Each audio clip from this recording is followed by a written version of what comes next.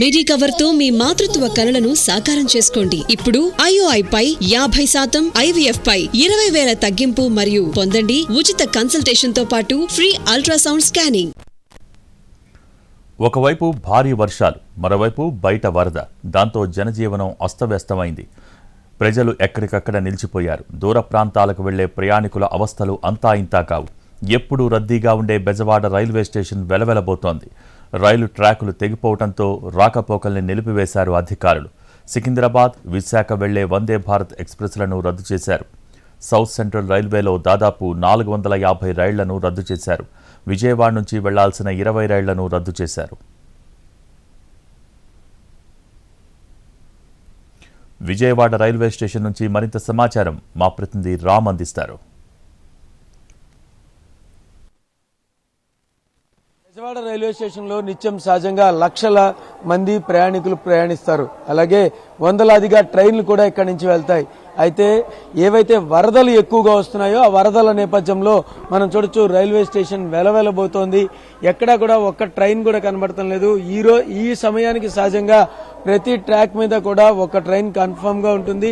అటు మద్రాసు వెళ్లేవి కానీ, ఇటు ఢిల్లీ వెళ్లేవి కానీ, ఇటు బొంబాయి, అలాగే విశాఖపట్నం ఇలా వెళ్లే ట్రైన్లన్నీ కూడా మొత్తం అన్ని వైపులా అన్ని రూట్ల ట్రైన్లు ఈ టైంలో అయితే ఖచ్చితంగా ఇక్కడ ప్రతి ప్లాట్ఫామ్ మీద కనిపిస్తాయి. లోకల్ ట్రైన్స్ కూడా అంటే ఇటు మచిలీపట్నం, ఏలూరు ఇలా వెళ్లే ట్రైన్లన్నీ కూడా స్థానికంగా వెళ్లే ప్యాసింజర్ ట్రైన్లన్నీ కూడా కనిపిస్తాయి. అయినప్పటికీ కూడా ఇక్కడైతే మాత్రం ప్రస్తుతం వెలవెలబోతున్నటువంటి పరిస్థితి అయితే ఉంది. ఖచ్చితంగా అయితే ఈ ట్రైన్లని మనం కనుక చూసుకుంటే ట్రైన్లు అన్నిటి కోసం ఎదురు చూసేటటువంటి ప్రయాణికులు ఎక్కువగా మనకు కనిపిస్తారు. ఇక్కడ వీళ్ళందరూ కూడా లాంగ్ జర్నీ ట్రైన్లు అంటే ఎక్కువ దూరం వెళ్లే వాళ్ళు, దూర ప్రయాణికులే ఇందులో ఎక్కువగా ఎదురు చూస్తున్నటువంటి పరిస్థితి అయితే ఉంది. ఈ ప్రయాణికులంతా కూడా వాళ్ళ ఎక్కడికి ఢిల్లీ, అలాగే లాంగ్ కేరళ, ఇంకొక పక్కన సిర్పూర్, కాగజ్ నగర్, మరొక పక్కన ఇటు వాళ్ళు వెళ్లే దారులన్నింటిలో కూడా ఎక్కువగా వరంగల్ వైపు నుంచి, ఇటు విశాఖపట్నం వైపు నుంచి ఇలా ఎటువైపు వెళ్లే వాళ్ళే ఎక్కువగా ఉంటారు. హౌరా వెళ్లే వాళ్ళు ఇక్కడ నుంచి విజయవాడ నుంచి ఎక్కువగా ట్రాన్సిట్ అయ్యే పరిస్థితులు అయితే కనిపిస్తాయి.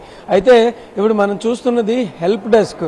ఎవరైతే ప్రయాణికులు ఉన్నారో వాళ్ళందరికీ ఏ ట్రైన్లు క్యాన్సిల్ అయ్యాయి, ఎక్కడికి వెళ్లే ట్రైన్లు క్యాన్సిల్ అయ్యాయి అనే విషయాన్ని చెప్పడానికి కూడా ఇక్కడ कैंसिलेशन डिटेल्स तो का हेल्प डेस्क को పెట్టిన పరిస్థితి అయితే ఉంది. सर बताइए आप कहाँ जा रहे हैं? आगरा। उत्तर प्रदेश। उत्तर प्रदेश। आपको ट्रेन मिला है? नहीं मिला। नहीं मिला है। क्या बोल रहे हैं? क्या बोला बताइए, किसी से पूछे तो बताता पता नहीं है, पता नहीं है, पता नहीं है। हाँ। तो कैंसिल हुआ करके बता रहे हैं, कैंसिल नहीं हुआ बता रहे एनएस में तो कैंसिल होता है, कैंसिल बता रहे। तो कैंसिल बताए तो इसका कब होता है, कब मिलती है ट्रेन? आज या कल या परसों? ये अभी तक बताया नहीं, అभी तक बताया नहीं है. సో అది పరిస్థితి. ట్రైన్లు ఎప్పుడు ప్రారంభమవుతాయి, వాళ్ళకి ట్రైన్లు ఎప్పుడు అందుబాటులోకి వస్తాయనే సమాచారం అయితే లేదు. అయితే క్యాన్సిలేషన్ కి సంబంధించి ట్రైన్ల విషయంలో మాత్రం చాలా క్లారిటీగా చెప్తున్నారు. ఇక్కడ చూస్తే మొత్తం 20 ట్రైన్లు విజయవాడ నుంచి వెళ్లేవి నిన్నటి నుంచి క్యాన్సిల్ అవుతూ వస్తున్నవి. 15 ట్రైన్లు ఈ రోజు క్యాన్సిల్ అయినవి. మొత్తం కలిపి ఇప్పటి వరకు ఒక 30 నుంచి 35 ట్రైన్లు అయితే విజయవాడ రైల్వే స్టేషన్ నుంచి వెళ్తూ క్యాన్సిల్ అవుతున్న ట్రైన్లు. హెల్ప్ డెస్క్ లో కంటిన్యూగా ఇటు ఫోన్ లో కూడా సమాచారాన్ని అందించేటటువంటి పరిస్థితి అయితే ఉంది. హెల్ప్ డెస్క్ నంబర్ కి కాల్ చేసిన వాళ్ళకు కూడా సమాచారం అందిస్తున్నారు. అయితే ఇక్కడ ఒక టీటీఈని పెట్టి సమాచారాన్ని ఎప్పటికప్పుడు అందిస్తున్న పరిస్థితి ఉంది. సార్ చెప్పండి, క్యాన్సిలేషన్ ట్రైన్ల గురించి ఎన్ని ట్రైన్లు క్యాన్సిల్ అయ్యాయి, ఎలాంటి సమాచారం ఉంది ఇక్కడ?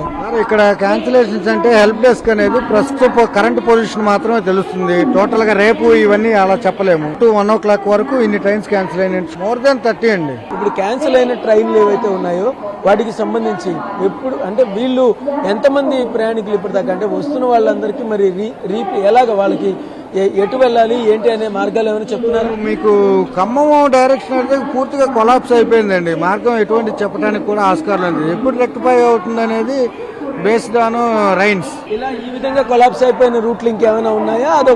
అది ఒక్కటేనండి. కానీ ఆ రూట్ ఒక్కటి కొలాప్స్ అవడం వల్ల టోటల్ ఎంటైర్ అన్ని రూట్స్ ట్రైన్స్ మీద కూడా ఎఫెక్ట్ పడుతుంది.